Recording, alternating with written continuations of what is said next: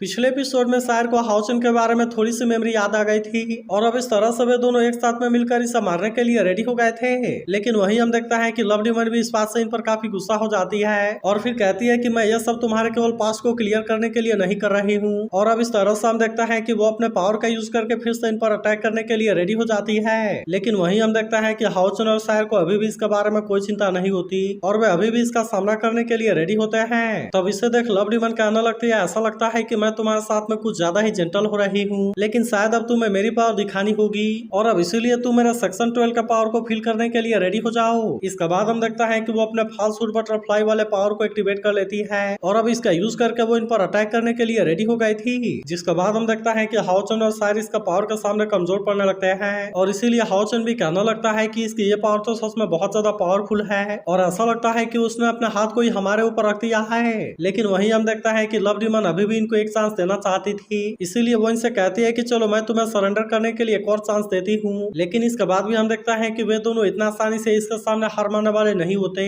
और फिर कहता है कि ये तो इम्पॉसिबल है। जिसके बाद हम देखता है कि लव डिमन इस बात से इन पर और ज्यादा गुस्सा हो जाती है और वो फिर से अपने पावर का यूज करके इन पर अटैक करने के लिए रेडी हो जाती है। लेकिन इसके बाद भी हम देखता है कि हाउचन इतना आसानी से हार मानने वाला नहीं होता, इसीलिए वो भी अपने बैरियर का यूज करके इसके अटैक को रोकने की कोशिश करता है और फिर कहता है कि क्या ये लेवल 9 वाले डिमन गॉड की पावर है। तभी हम देखता है कि लव डिमन का पावर ने इसके बैरियर को तोड़ दिया था, लेकिन इसी वक्त यहाँ पर कोई पावर एक्टिवेट हो जाती है और फिर हम देखता है कि वे दोनों यहाँ से गायब हो गए थे। लेकिन इसके बाद भी हम देखता है कि लव डिमन इतना आसानी से इनको छोड़ने वाली नहीं होती और फिर कहती है, तुम्हें क्या लगता है कि तुम इतना आसानी से यहाँ से बचकर जा पाओगे। लेकिन फिर हमें पता चलता है कि वो तो असल में शायर का फादर है जो कि इनको बचाकर वहां से कहीं दूसरे जगह पर लेकर आ गए थे। लेकिन तभी हम देखता है कि शायर का फादर की कंडीशन और ज्यादा खराब होने लगी थी, इसीलिए शायर को इनके बारे में चिंता होने लगती है और फिर उनसे पूछती है कि फादर आपके साथ में क्या होने लगा। तभी इनके साथ वाला एक सोल्जर शायर का फादर से कहने लगता है कि आपको अपने स्पिरिचुअल पावर को और ज्यादा यूज नहीं करना चाहिए क्योंकि इसकी बैकलेस और ज्यादा खराब हो रही है। तभी शायर का फादर इन दोनों से पूछने लगता है कि तुम उसके साथ में फाइट क्यों कर रहे थे और क्या सब कुछ सही है। तब इस पर हाउचन कहता है कि आप बिल्कुल सही समय पर हमें बचाने के लिए आ गए और इसीलिए हम दोनों ठीक हैं। तभी शायर इनसे बताती है कि हमारे सोल्जर के ऊपर जो स्पेल लगा हुआ है वो स्पेल असल में उसी डिमन ने लगाया था। जिसके बाद हम देखता है कि इसके बारे में जानकर वो भी काफी हैरान हो जाते हैं। लेकिन तभी इसी वक्त हम देखता है कि इनको कोई आवाज सुनाई देती है और इसीलिए शायर का फादर समझ जाता है कि एक्सोर्सिज्म पास फिर से खतरे में है। वहीं हम देखता है कि बहुत सारे डिमन फिर से एक्सोर्सिज्म पास पर अटैक करने के लिए आ गए थे,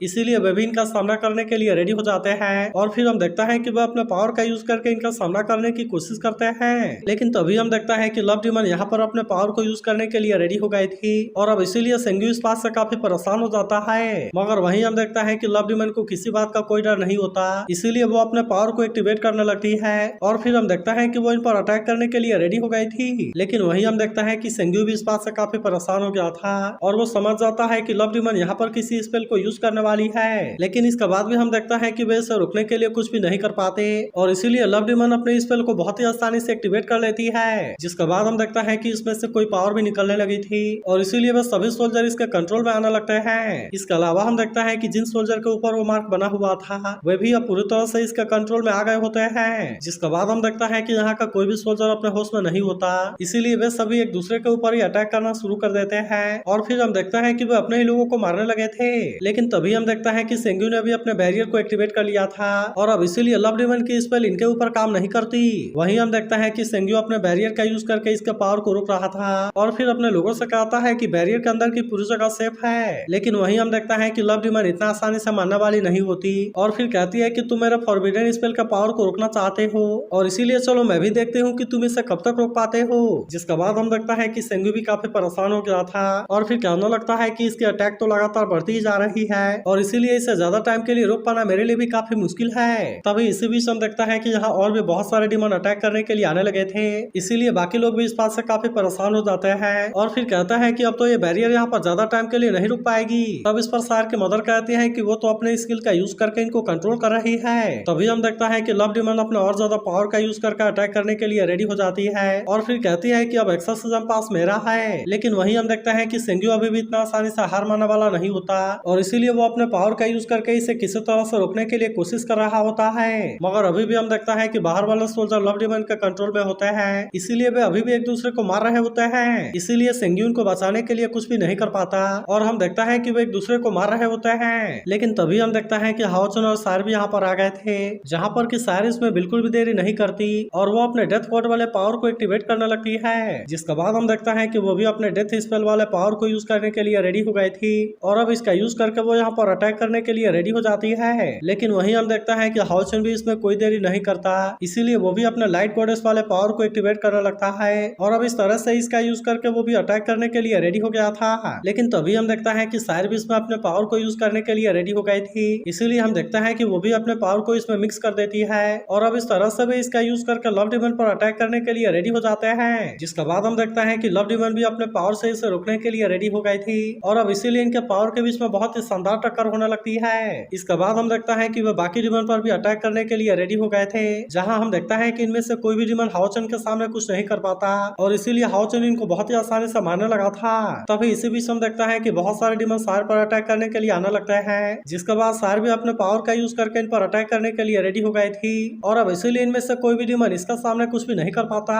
लेकिन तभी हम देखता है कि लव डिमन ने अपने पावर से इन दोनों के पावर को डिस्ट्रॉय कर दिया था और फिर कहती है कि मैंने तुमसे कहा था कि तुम मुझसे नहीं बच पाओगे, लेकिन अगर इसके बाद भी तुम मेरे सामने सरेंडर करने के लिए रेडी नहीं हो तो फिर इसका वजह से मैं पूरे एक्सोर्सिज्म पास को ही डिस्ट्रॉय कर दूंगी। लेकिन अभी भी हम देखता है कि सायर इसका सामना सरेंडर करने के लिए रेडी नहीं होती, जिस पर लव डिमन कहती है अगर तुम ऐसा नहीं करना चाहती तो कोई बात नहीं और अब इसीलिए तुम असली तबाही देखने के लिए रेडी हो जाओ। इसके बाद हम देखता है कि वो अपने स्पेल को पावर को बढ़ा देती है, इसीलिए सेंगू भी इसे रोकने के लिए ज्यादा कुछ नहीं कर पाता और फिर हम देखता है कि वो भी इसका सामना कमजोर पड़ने लगा था। तब इस पर लव डिमन सायर से कहती है कि चलो मैं तुम्हें एक और चांस देने के लिए रेडी हूँ, लेकिन अगर इसके बाद भी तुम मेरे सामने सरेंडर करने के लिए नहीं मानोगी तब उसके बाद केवल तुम्हारा वजह से पूरा एक्सोर्सिज्म पास डिस्ट्रॉय हो जाएगा। जिसके बाद हम देखता है कि सायर भी इसके बारे में सोचकर काफी परेशान होने लगती है, क्योंकि वही सारे सोल्जर लव डिमन के कंट्रोल में होते हैं, इसीलिए वे सभी एक दूसरे को ही मार रहे थे और वहाँ पर कोई भी उनको बचाने के लिए कुछ नहीं कर पा रहा था। तभी इसी बीच हम देखता है कि सोल्जर सेंगी और सायर के मदर के ऊपर भी अटैक कर देते हैं और अब इसीलिए हम देखता है कि वे इनके सामने कमजोर पड़ने लगे थे।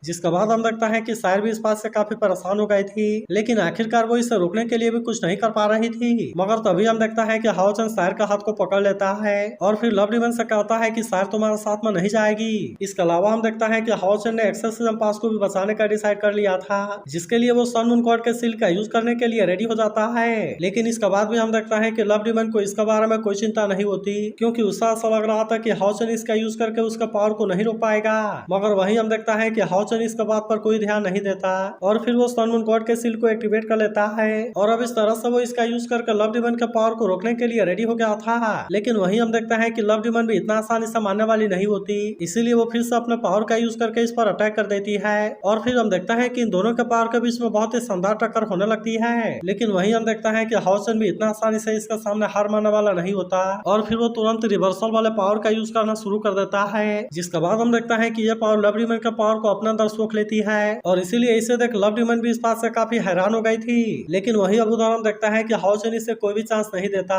और वो भी तुरंत अपने पावर का यूज करके अटैक करने के लिए रेडी हो जाता है। जिसके बाद हम देखता है कि लव डिमन इसे रोकने के लिए कोशिश करती है, लेकिन फिर भी हम देखता है कि वो इस बार इसका पावर के सामने कुछ भी नहीं कर पाती और इसीलिए हाओचन ने इसे इसमें हरा दिया था। इसके अलावा हम देखता है कि हाओचन ने इसका फॉरबिडन स्पेल को भी डिस्ट्रॉय कर दिया था और अब इसीलिए सभी सोल्जर भी अपने होश में आ गए थे। जिसके बाद हम देखता है कि सभी डिमन अपनी जान बचाकर यहाँ से भागने लगे थे, क्योंकि अब सभी सोल्जर ने इन पर अटैक करना शुरू कर दिया था। वहीं उधर हम देखता है कि सेंगू भी इस बात से काफी खुश हो गया था और कहता है कि इन दोनों ने फिर से एक्सोर्सिज्म पास को बचा लिया। वहीं हम देखता है कि लव डिमन अब यहाँ से भागने के लिए रेडी हो गई थी और सायर से कहती है कि मैं अगली बार तुम्हें जरूर मारूंगी। लेकिन हम देखता है कि सायर को इसके बारे में कोई चिंता नहीं होती और इसीलिए वो भी कहती है कि अगली बार मैं तुम्हें जरूर मारूंगी। इसका अगला पार्ट भी बहुत ही जल्द अपलोड हो जाएगा। लेकिन अगर एक्सप्लेनेशन अच्छी लगी हो तो इस वीडियो को लाइक और इस पर एक कमेंट जरूर कर देना और अगर आप इसके अगले पार्ट के लिए भी एक्साइटेड हो तो इसके बारे में जरूर बताना।